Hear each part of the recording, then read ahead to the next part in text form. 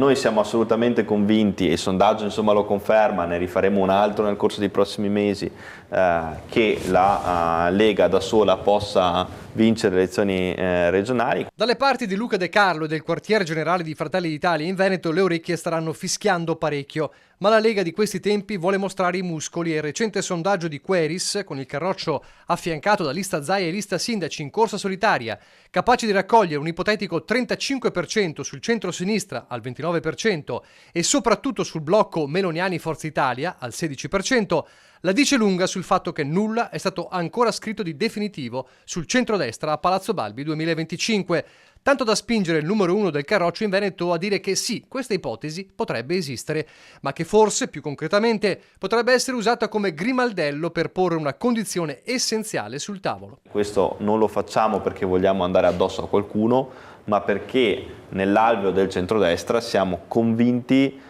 che la presidenza della regione spetti a un militante della Lega. Lista Lega, lista Zaia e lista Sindaci, con Mario Conte in testa, il tridente che Roberto Marcato lanciò per la prima volta proprio a Mede Nord-Est e che ovviamente conferma. Tutte e tre queste liste a matrice autonomista in Veneto avrebbe un consenso straordinario. L'ho sempre pensato perché sono un uomo che sta sulla strada e io le voci le sento e la pensano esattamente così.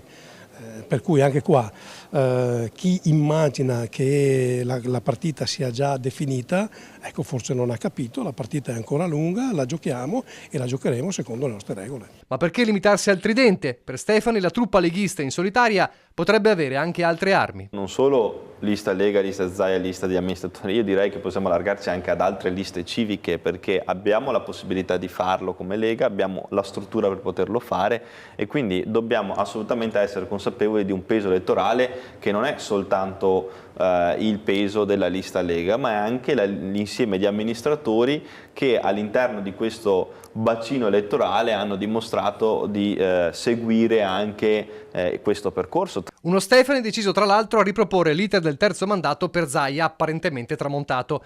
Proprio lui, il governatore che sembra non avere un futuro chiaro, è però il primo a gettare acqua sul fuoco della corsa solitaria del Carroccio. Io penso che sia fondamentale confermare questa alleanza che noi abbiamo, con la quale stiamo governando questa regione da 14 anni. Abbiamo una buona intesa, c'è una bella intesa a livello nazionale, poi ovviamente i sondaggi confermano un sentiment e vanno rispettati per quel che sono, però sono dei sondaggi. Meglio pensare al presente, il presente dice che c'è da riempire un'importante casella della giunta, quella dell'ormai ex assessore Elena Donazzan. Mi sono preso del tempo utile per tutte le parti, spiega Zaia, non c'è nessun problema né difficoltà o attriti. La nomina verrà fatta in serenità e sarà di qualità. Immagino entro le prime settimane di agosto, forse prima del 15.